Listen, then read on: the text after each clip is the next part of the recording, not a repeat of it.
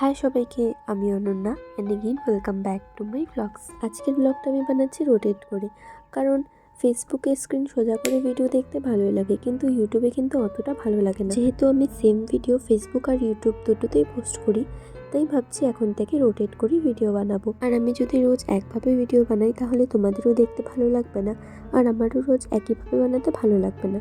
তো ভাবলাম যে কিছু একটা নতুন করা যাক, কিছু একটা ইউনিক আনলে তোমাদেরও দেখতে ভালো লাগবে আর আমারও ভিডিও বানানোর আগ্রহ বাড়বে। তো চলো আজকে ভিডিওটা শুরু করছি সকাল থেকে। আজকে সকাল থেকে রাত পর্যন্ত আমি কি করলাম, কোথায় গেলাম, কি খেলাম, সেগুলোই তোমাদের সাথে শেয়ার করছি। সো ভিডিওটা লাস্ট পর্যন্ত দেখতে থাকো আর কমেন্টে অবশ্যই জানিও যে তোমাদের ভিডিওটা কেমন লাগলো। কালকে যেহেতু আমি তোমাদের বলেছিলাম যে এখন থেকে আমি ডেইলি ব্লগ দেওয়ার চেষ্টা করব, আমি যেমন প্রথমে শুরু করেছিলাম ডেইলি ব্লগ দেওয়া, মাঝখানে একটু জানি না আমার কী হয়ে গেছিলো যে আমি ব্লগ দেওয়া বন্ধ করে দিয়েছিলাম। তারপরে আমাকে আমার ফ্রেন্ডসরা আরও অনেকে সবাই বলেছিল যে এরকম কেন মাঝে মাঝে ব্লগ দিস, রোজ ব্লগ দেওয়া কেন বন্ধ করে দিলি। তো দেখো, আমি তো তোমাদের জন্যই ব্লগ বানাই, আর তোমরা যখন আমাকে এভাবে বলো, আরও বাকিরা ফ্রেন্ডসরা সবাই যখন এভাবে বলে, তখন খুব ভালো লাগে যে না, সবাই আমার ভিডিও দেখে আমাকে বলে। তো তাই আমি এখন থেকে ট্রাই করব রোজ ব্লগ দেওয়ার। তাই কালকে ব্লগ দেওয়ার পরে আজকে সকালে ঘুম থেকে উঠেই আমি ব্লগ বানানো শুরু করে দিয়েছি। কদিন পরে আমার একটা মামার মেয়ে মানে আমার দিদির বিয়ে আছে, তো তার জন্যই আমি আমার লেহেঙ্গাটা বের করেছিলাম রোদে দেওয়ার জন্য। তো সকালবেলা ঘুম থেকে উঠেই হাত মুখ ধুয়ে ফ্রেশ হয়ে চা খেয়েছিলাম, চা খেয়ে সেই লেহেঙ্গাটা রোদ্রে দিলাম। আর এখানে আমি কয়েকদিন আগে বেসনের ফেস প্যাক লাগিয়ে মুখে মেখেছিলাম, সেই প্লেটটাই রেখে দিয়েছিলাম, মানে অল্প একটু ছিল, ওটা ফ্রিজে রাখাতে একদম শুকিয়ে গেছে। তো পরে আমি ভাবলাম যে আজকে তাহলে একটু বেসনের ফেস প্যাক লাগাই আর ওটাই বানাই, ওই প্লেটেই বানাচ্ছিলাম। তো ফার্স্টে এখানে গোলাপ জল দিয়েছিলাম, তারপরে বেসন দিয়েছিলাম, হলুদ দিয়েছিলাম আর দুধ আর অল্প চিনি দিয়েছিলাম। চিনিটা আমি দিই স্ক্রাব করার জন্য। আজকে আমি চালের গুঁড়ো দিইনি, চালের গুঁড়ো দিলেও স্ক্রাব করতে সুবিধা হয়। আর আমার যেহেতু সোমবার আর শুক্রবার টিউশন থাকে, তো কালকে সোমবার ছিল, আমি কালকে টিফিন পরে এসেছি, আর আজকে মঙ্গলবার, আজকে তো কিছু নেই, বাড়িতেই ছিলাম। আমি ফেস প্যাক লাগিয়েছিলাম আর বাড়ির ঘরে যা যা কাজ ছিল সেরকম তো কোনো কাজ করিনি, তাই স্নান করে দোকানে বসেছিলাম। তারপরে আমার আজকে দাদাভাইয়ের বাড়ি যাওয়ার কথা ছিল, কারণ বৌদি বলেছিলাম কি থুকপা বানিয়ে খাওয়াবে, তাই আমি তাড়াতাড়ি স্নান করে দোকানে বসেছিলাম। তারপরে দাদাভাই, বৌদি আর মানবিও ছিল বাড়িতে, ওদের সাথেই আমি দাদাভাইদের কোয়ার্টারে চলে যাই। বেসনের ফেস প্যাকটা বানিয়ে রাখার পরে আমি সকালের খাবার খেয়েছিলাম। সকালের খাবারে ছিল রুটি, ফুলকপির তরকারি, আর এখানে কি একটা তরকারি ছিল আর আচার নিয়েছিলাম। পরে ফেস প্যাকটা রাখা ছিল, ওটাই লাগিয়ে নিলাম। লাগিয়ে কিছুক্ষণ ওয়েট করছিলাম, আমি মুখেও লাগিয়েছিলাম আর হাতেও লাগিয়েছিলাম। আর এই বেসনের ফেস প্যাকটা যদি তুমি 1 সপ্তাহ লাগাতার ইউজ করো, তাহলে দেখবে তোমার ফেসে একটা আলাদাই গ্লো চলে আসে। একদিনে ইউজ করলেও গ্লো আসে, মানে পরিষ্কার হয়ে যায়। যে ট্যানটা পড়ে থাকে হাতে বা ফেসের উপরে, সেই ট্যানটা চলে যায়। তারপর আমি হাত মুখ ধুয়ে একবারে স্নান করতে চলে যাই, আর এখানে আমি স্নান করেও চলে আসি। তারপর আমি সোজা চলে যাই দোকানে, আর মামার অ্যানিভার্সারি কেকটা ফ্রিজে রেখে দিয়েছিলাম, সেই কেকটাই খেতে থাকি।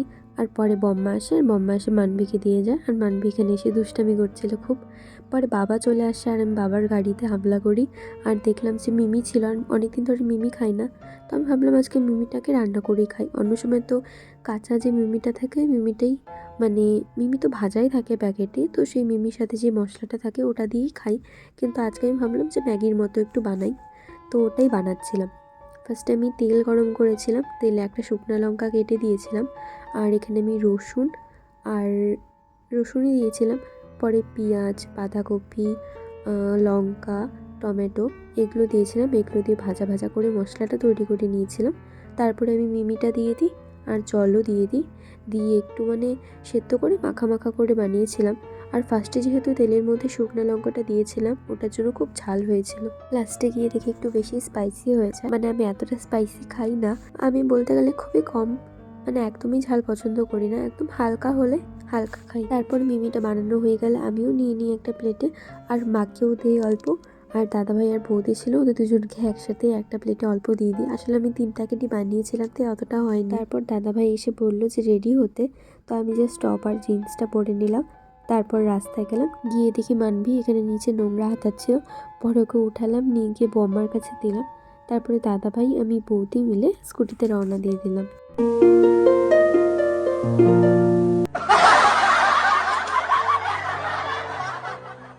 लेकिन एक सेकंड। তারপর আমরা একটা গ্রসারি স্টোরে দাঁড়াই, আর সেখান থেকে থুকপা নিয়েছিলাম। থুকপা নিয়ে আমি আবার স্কুটিতে উঠে পড়ি, আবার রওনা দিয়ে দিই কোয়ার্টারের উদ্দেশ্যে। আসলে আমার দাদাভাই ফরেস্ট ডিপার্টমেন্টে জব করে, তার জন্য দাদাভাই কোয়ার্টারে থাকে। আর এখানে আমাকে মানবি দেখে অবাক হচ্ছিল যে এতদিন তো একাই যেত, আজকে আমি কি করতে যাচ্ছি ওদের সাথে। এদিকে চারিদিকে জঙ্গল দিয়ে এখানে কতগুলো জঙ্গলি শুয়োর এসেছিল, কিন্তু এটা ভিডিও ক্যাপচার করতে পারিনি। আর মানবি কত ভালো, দেখো আমি ওদের সাথে আসলাম আর এখানে আসে আমাকে ওর জলের বোতলটা দিচ্ছে জল খাওয়ার জন্য।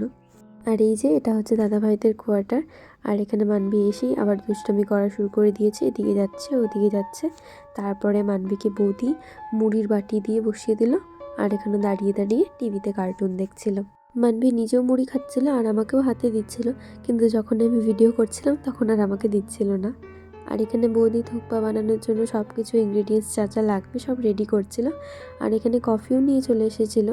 আমি থুকপা সেকেন্ড টাইম খাচ্ছি, ফার্স্ট টাইম যেখানে খেয়েছিলাম সেখানে আমার ভালো লাগেনি, কিন্তু বৌদি এখানে একদম ঘরোয়াভাবে বানিয়েছিল। এখানে এক বাটি থুকপা খেয়েছিলাম, তাই রাতে আর ডিনার করিনি। তো আজকের ব্লগটা এখানেই এন্ড করছি। সবাই অবশ্যই কমেন্টে জানিও আজকের ব্লগটা তোমাদের কেমন লাগলো। আবার দেখা হবে পরের একটা ব্লগে। বাই বাই সবাইকে, গুড নাইট।